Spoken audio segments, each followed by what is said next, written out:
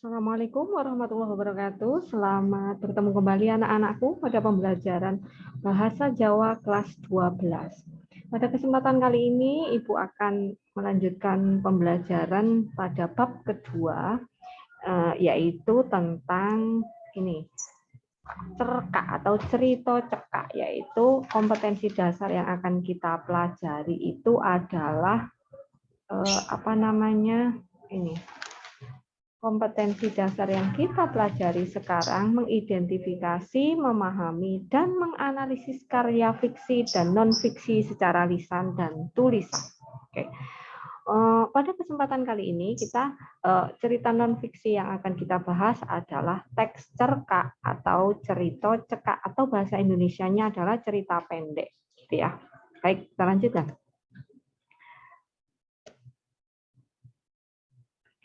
Teks cerita cerkak dalam bahasa Jawa. Pada kompetensi dasar yang akan kita pelajari pada pertemuan kali ini adalah mengidentifikasi, memahami, dan menganalisis karya fiksi dan non-fiksi secara lisan dan tertulis. Sedangkan indikator yang ingin dicapai nantinya kalian diharapkan dapat mengidentifikasi struktur teks cerita pendek atau cerita cekak. Tujuan pembelajarannya adalah mengidentifikasi struktur teks cerkak, menganalisis unsur kebahasaan dengan bahasa yang santun. Kegiatan pembelajarannya adalah menyimak materi, struktur, pengertian, serta ciri-ciri dari teks cerkak melalui video pembelajaran. Kemudian mengidentifikasi struktur teks cerkak melalui video juga. Kita mulai di pengertiannya. Pangertosane teks cerkak, yaitu karangan cekak kang awujud prosa lumrahe isine kurang saka 1000 tembung kira-kira 3 nganti 10 kaca kang amenehi kesan tunggal kang dominan lan musatake perkara ing salah sawijining tokoh, atau bisa diterjemahkan adalah pengertian cerkak atau cerita pendek adalah ceritanya itu pendek, yaitu berupa prosa. Biasanya berisi kurang dari 1000 kata, kira-kira 3-10 lembar yang memberikan kesan tunggal yang didominasi dan dipusatkan masalahnya itu pada salah satu tokoh. Kemudian kita masuk ke ciri-ciri cerkak. Ciri-ciri ini cerkak. Ciri-ciri cerkak yang pertama yaitu ceritane cerkak utawa ngeringkes. Iku bisa dijenengi cerkak yen ceritane kuwi ora dawa-dawa, ringkes lan padet. Kira-kira dawane kurang luwih 500 tembung utawa ora nganti 1000 tembung, yaitu ya tadi seperti pengertiannya itu tidak lebih dari 1000 kata. Yang kedua, ciri-cirinya adalah duweni sifat rekaan atau fiktif. Maksudnya bagaimana? Cerkak iku uga duwe sifat fiktif utawa ora bener-bener kedadean ing alam donya. Yaitu sifatnya itu terkadang hanya fiktif, ndak nyata gitu ya, hanya hayalan. Terus cerkak itu biasanya dipakai pembeda dengan kisah nyata yang bisa dipakai seperti cerita yang sebenarnya. Padahal enggak, ini si cerkak ini fiktif gitu ya. Kemudian yang ketiga, sifate naratif, yaitu paragraf sing nyeritakake kedadian miturut urut-urutan waktu. Jadi kronologisnya itu jelas dari awal sampai akhir, yaitu naratif. Yang keempat, umume ana gegayutane karo lelakone manungsa. Cerkak iku umumnya banyak sekali yang berhubungan dengan tingkah laku manusia. Apa saja yang dilakukan manusia bisa dijadikan cerita pendek atau cerkak. Kemudian yang terakhir, bahasane landhep utawa tajam, sugesti lan narik kawigaten. Basa cerkak itu umumnya itu tegas bahasanya itu ya, dan menarik perhatian. Bahasa dari cerita pendek itu tidak bertele-tele, punya cerita bahasa yang bayangkan salah satu, jadi langsung gitu terpusat pada salah satu tokoh. Jadi tidak bertele-tele, itu bahasa dari cerita pendek.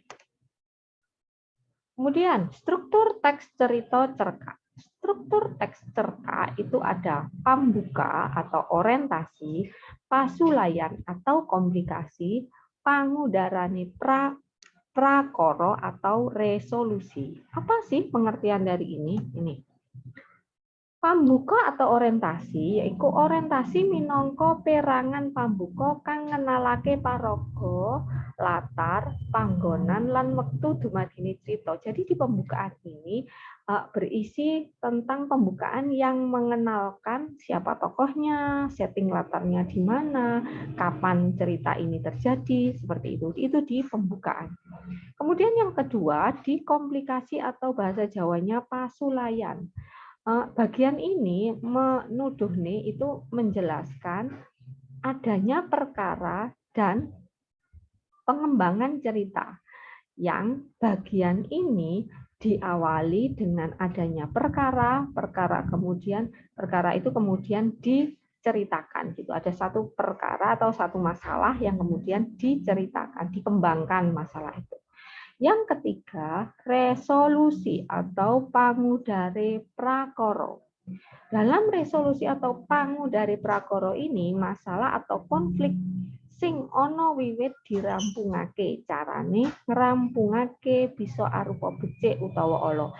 Jadi dalam resolusi ini biasanya itu masalahnya itu ada dan kemudian diselesaikan. Penyelesaiannya itu bisa kadang berupa penyelesaian yang baik atau bisa juga penyelesaiannya itu jelek gitu ya. Itu tergantung dari penulisnya. Kemudian setelah membahas itu semua, Ibu memberikan tugas yaitu menyimak cerita pendek. Ceritanya itu ada berapa halaman ya ini? Ada 1, 2, 3, 4, 5, 6.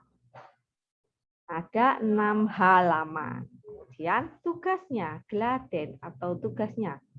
Golekana teks cerita cekak ing kalawarti utawa internet kanthi nintingi titikane atau ciri-ciri teks cerita cekak. Banjur jawaban pitakon-pitakon ing ngisor iki. Nah, jadi tugasnya adalah nih, carilah cerita pendek ya, bisa diambil dari internet. Kemudian jangan lupa cerita pendek yang kamu cari itu harus memperhatikan ciri-ciri yang sudah kita bahas tadi. Kemudian yang menjawab pertanyaan ini enggak usah. Jadi pertanyaan 1 sampai 5 ini kalian jawab berdasarkan teks nomor 1 teks yang berapa halaman tadi? 5 halaman itu ya. Jadi tugasnya adalah menjawab nomor 1 sampai 5 berdasarkan teks yang ada di atas tadi. Saya translate ya. Nomor 1. Sebutno jenenge paraga kang ana ing cerita cekak kasebut. Siapa sih tokoh-tokoh yang ada dalam cerita di atas? Kemudian yang kedua, di mana tempat terjadinya cerita itu? Nomor 3, setting waktunya kapan dalam cerita itu. Keempat, ceritakan konflik yang terjadi pada masing-masing raga. Konfliknya apa aja? Dengan pakai bahasa kalian sendiri. Yang nomor 3, ceritakan bagaimana penyelesaian dari perkara yang ada dalam cerita pendek di atas. Ya anak-anakku, itu ya. Jadi untuk pembelajaran kali ini, Ibu sudah menyiapkan materinya, kemudian ada contohnya, kemudian dilengkapi dengan ada 5 yang harus kalian jawab. Untuk kesempatan ini kalian jawab ini aja dulu, nanti yang atas ini minggu depan saja mengumpulkannya. Jangan lupa dikumpulkan di Google Classroom yang sesuai dengan kelas kalian. Oke? Terima kasih. Assalamualaikum warahmatullahi wabarakatuh.